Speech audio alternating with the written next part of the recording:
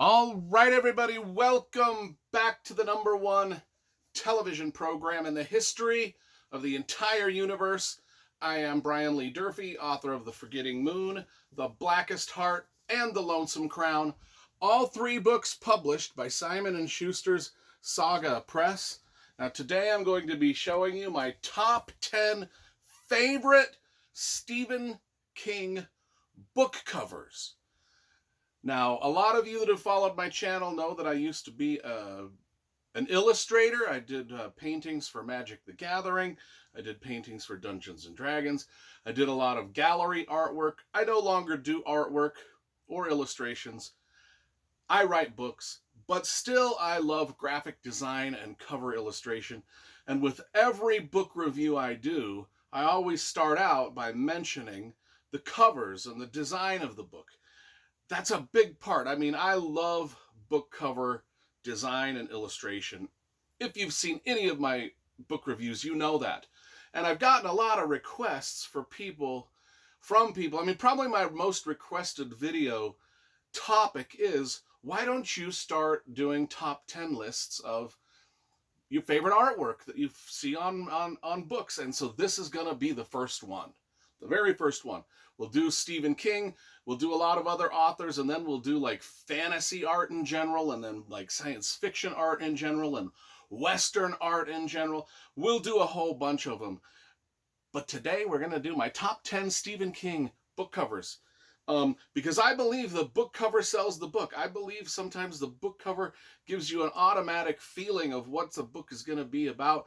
It sets the tone, the atmosphere, all of that. And I think Stephen King has had some great book design on a lot of his books. He's had some that I don't like, but he's had a lot that I love. And we're going to get to it. If you followed my channel for any length of time, you also know that my top 10 lists are typically not top 10 lists. I usually I get to the 10 that I like, and then I'm like, but there's 5 or 6 more that I need to put on the list. So this is going to be a top 15 list.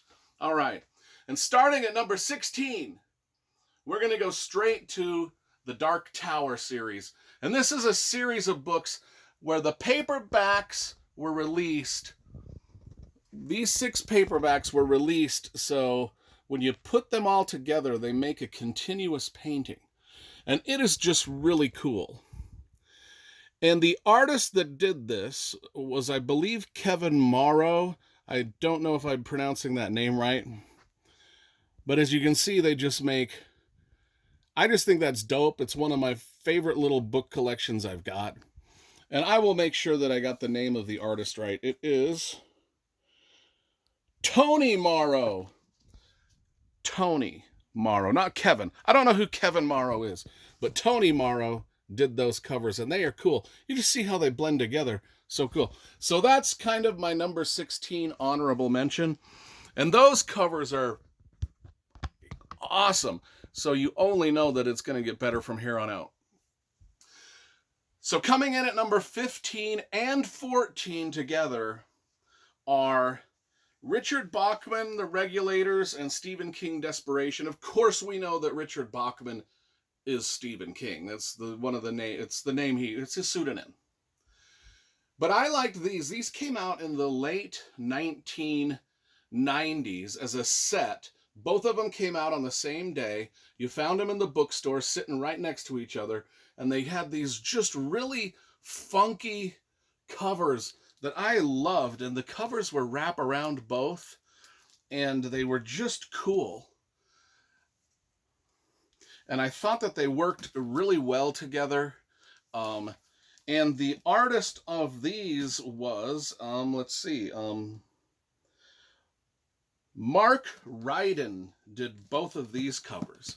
So I really like those. So those come in at 14 and 15. Now, number 16, we'll just set the ones here that we've done. Number 16 is actually the paperback version of The Dark Half. Now, The Dark Half hardcover, it was all right, but I really enjoyed this cover for The Dark Half.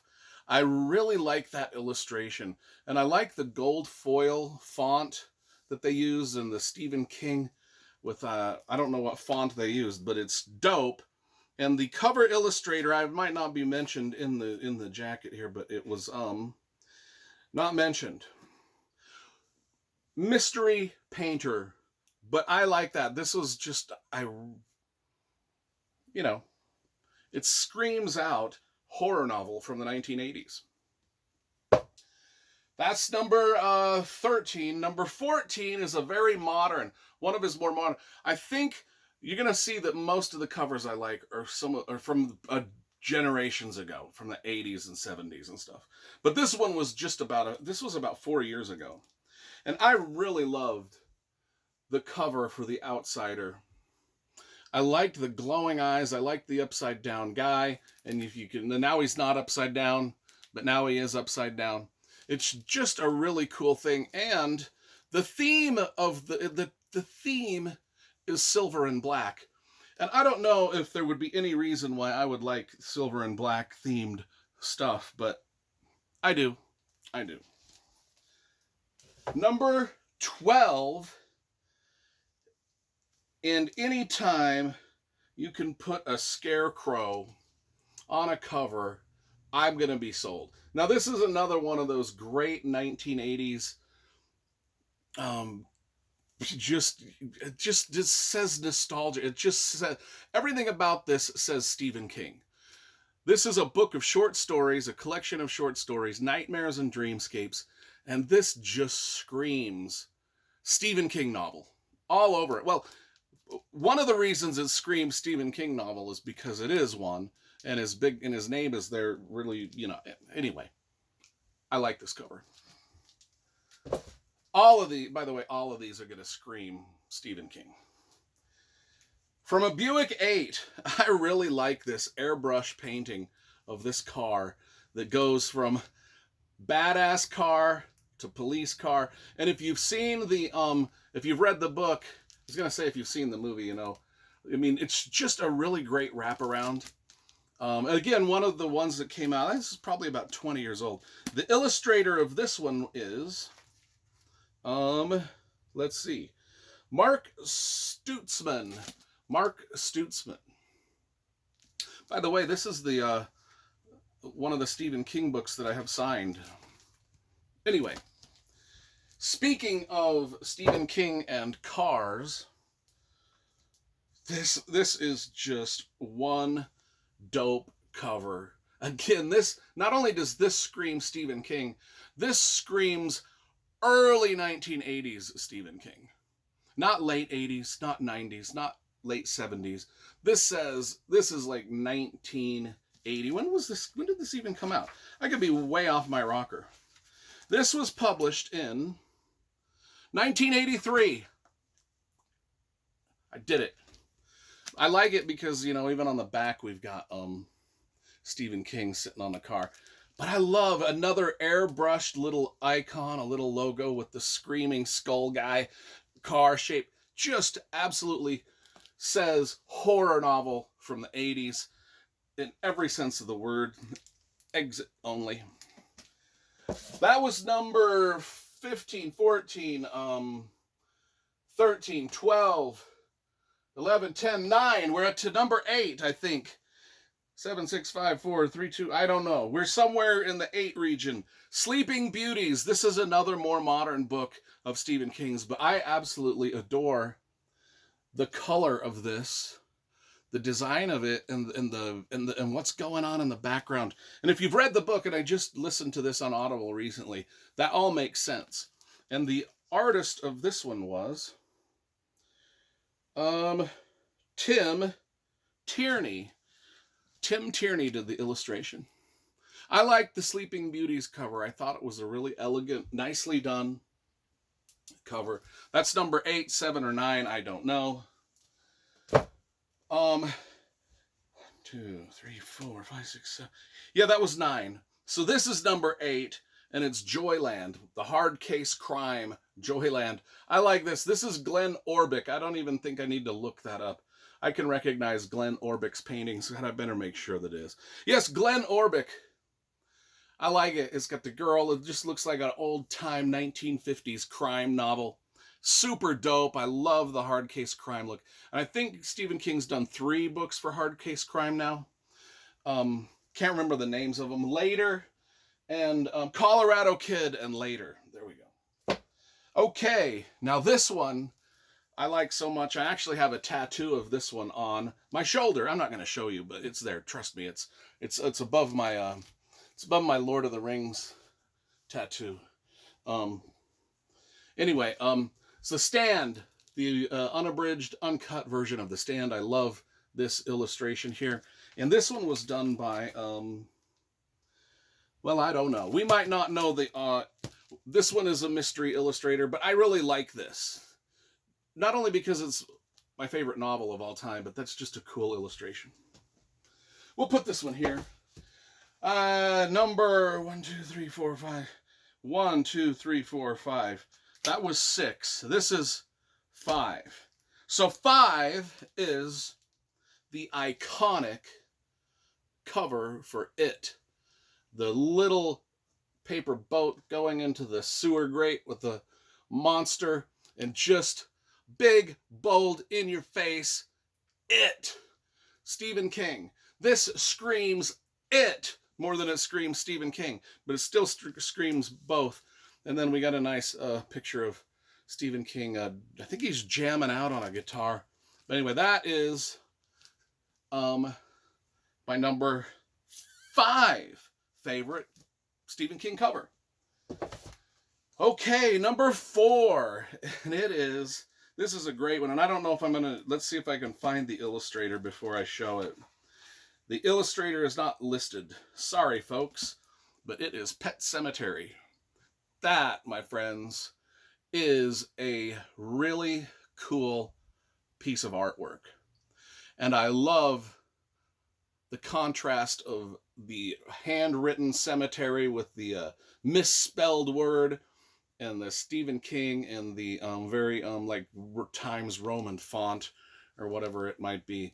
The back has a little bit to be desired, but I mean, overall, this is my 4th favorite book. And I love Stephen King monster novels. I love, he's got supernatural thrillers like The Shining or The Dark Half or The Dead Zone. Those are kind of like supernatural thrillers, or even Carrie.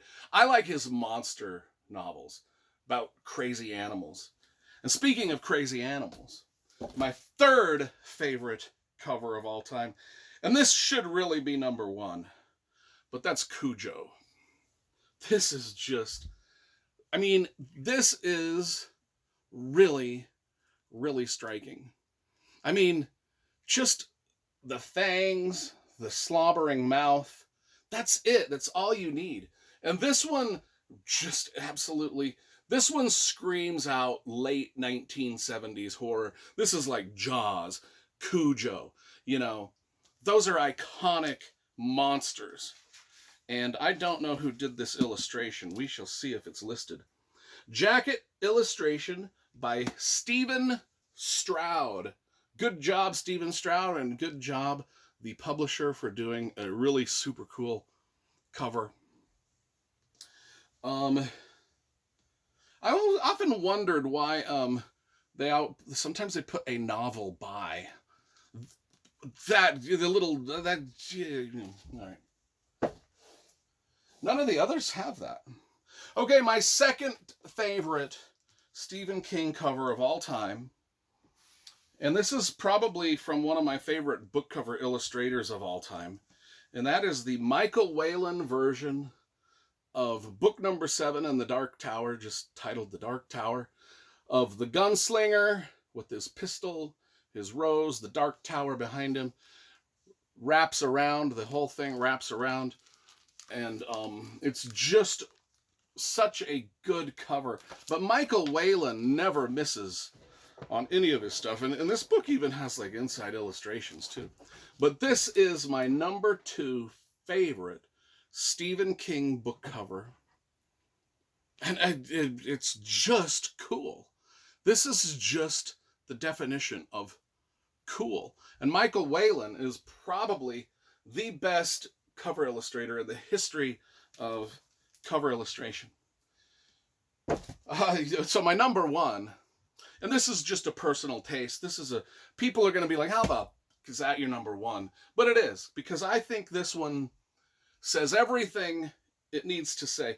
When I see this cover, I think of Stephen King, not just because Stephen King's name is on it, but it's just my favorite King cover.